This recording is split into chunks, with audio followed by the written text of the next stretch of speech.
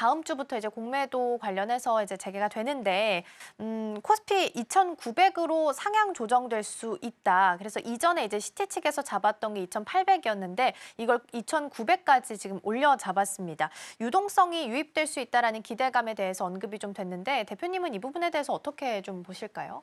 네, 뭐 긍정적인 기대 요인들, 그다음에 우리가 좀 부담스러운 어떤 부분들 두 가지로 좀 해석할 수 있겠는데, 일단 공매도의 타깃이 좀 될 수 있는 부분들. 공매도라는 게 시장의 거품을 좀 제거하고 있는 뭐 안정적인 어떤 관점, 긍정적인 관점에서는 오히려 외인의 수급을 더 많이 유입시키는 긍정적인 기대 요인들이 있고요. 반대로 이게 좀 우리가 좀 악용됐던 사례들이 좀 많다 보니까 해당에서 너무 타깃이 했던 종목들에 대한 가격 가치가 크게 좀 훼손됐던 점. 두 번째는 공매도가 좀 재개됨에 따라서 이게 차입을 통한 공매도가 좀 이루어졌어야 되는데, 차입을 통하지 않은 무차입 공매도가 좀 만연하게 이루어지다 보니까 아무래도 이런 부분들이 투자자들의 입장에서는 굉장히 좀 신뢰성 관점의 의미는 좀 가장 강하게 좀 들었고, 이 부분을 전산화를 좀 구축했다라는 부분들. 그래서 3월 말에 공매도 재개 이후에 일단 이 부분에 대한 시장의 신뢰성 회복들이 좀 먼저 좀 선행이 좀 돼야 되지 않을까라고 좀 보시겠고, 이런 부분들이 좀 긍정적으로 좀 잘 자리 좀 잡게 된다면 전반적인 어떤 쇼커버링이라든가 어떤 수급을 좀 더 확대시킬 수 있는 긍정적인 요인들이 좀 일부 반영이 좀 될 수 있겠고, 반대로 그동안 외형 가치와는 좀 다르게 급등했던 일부 섹터들이 좀 있다. 크게는 뭐 로봇 같은 섹터들, 실적을 좀 수반하지 않고 미래 성장성들이 좀 크게 반영됐던 섹터들, 그리고 일부 제약바이오군들, 기대감만 많이 좀 반영돼서 주가가 좀 많이 올라갔던 그런 종목들의 경우에는 일부 좀 공매도에 좀 타깃이 좀 될 수 있겠고요.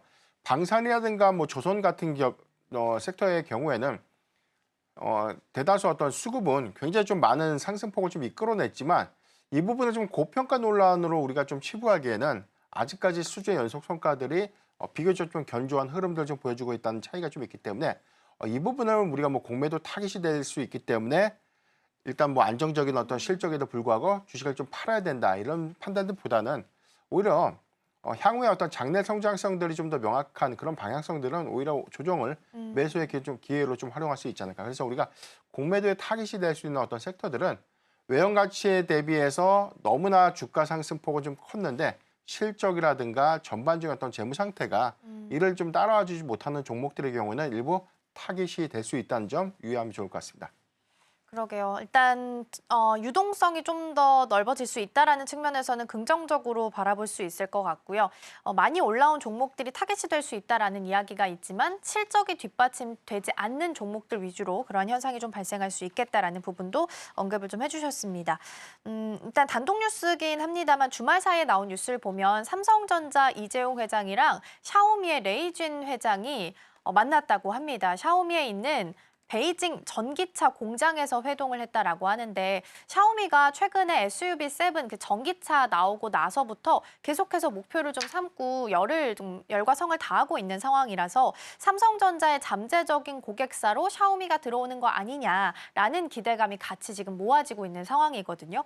물론 단독 뉴스기 때문에 뉴스 체크 조금 더 해봐야겠지만 만약에 실제적으로 이게 맞다면 잠재적인 고객사로서 좀 부각받을 수 있는 가능성이 있는지 뉴스 무게감 어느 정도로 책정할 수 있을까요? 네, 일단 우리가 전장 사업 부분에 대한 관점들은 뭐 삼성전자가 갑자기 뭐 샤오미랑 협업을 한다, 이 부분보다 이미 이전부터 예견이 되고 있었고 준비가 좀 잘 되어 왔던 부분들이었는데, 전장 부분들에 대한 역량들, 특히나 뭐 LG전자 같은 기업들은 뭐 향후 한 5년 전부터 꾸준하게 전장 사업에 대한 비중을 확대하는 그런 전략들을 제시한 바 있었습니다. 그래서 대체적으로 보면 우리가 미래차, 그러니까 앞으로 우리가 구현될 수 있는 자동차의 어떤 이 범위가 완전 자율주행을 좀 이뤘을 때, 그렇다면은 주행자 또는 뭐 탑승자들이 이 차량 안에서 할 수 있는 여러 가지 어떤 뭐 컨텐츠라든가 그다음에 이제 차량의 어떤 구성용품들이 좀 달라질 수 있는 그런 부분들이기 때문에 앞으로 차량의 어떤 전장화들은 좀 더 빨라질 수 있겠고, 이런 부분들의 연장선상에서 샤오미와의 어떤 협업은 좀 구체화되지 않을까라고 좀 판단해 볼 수 있겠습니다. 현대차와에 대한 이 협업 부분도 지금 현재 내연차에 관련된 부품 비중들이 향후 한 30년 이내에는 한 70% 이상까지 전장화 부품으로 다 대체가 좀 될 수 있는 요인들, 그리고 지금 SDV에 관련된 전략 가속화도 작년에 뭐 현대차가 인베스터 대회에서도 좀 언급했던 것처럼 올해 목표량은 한 35%에 대한 전환율, 그리고 점진적으로 그 해당되는 부품의 전환율들이 좀 가시화가 좀 될 수 있는 부분들은 차량의 고도화 그리고 이 부분은 완전 자율주행 기술이 좀 더 보편화되는 그런 시점이라면 오히려 차량의 어떤 내구성 강화를 위한 어떤 전장화 부분들은 가속화를 좀 이룰 수 있지 않을까. 그러면 이런 부분들은 일부 전자회사들에 대한 역량들이 굉장히 좀 중요한 부분이 좀 될 것이고요.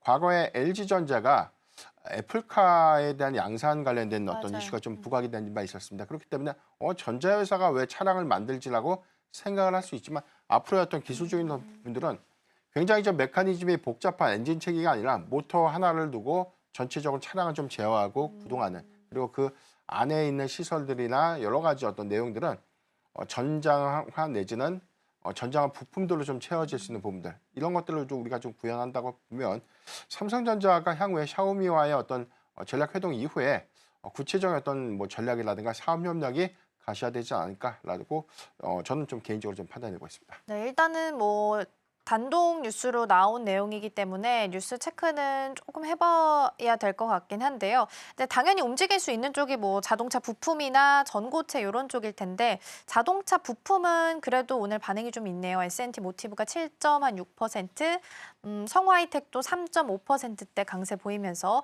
이제 일단 반응은 좀 나오고 있는 상황이고요. 관련된 내용은 조금 더 나오는 대로 체크해 드리도록 하겠습니다.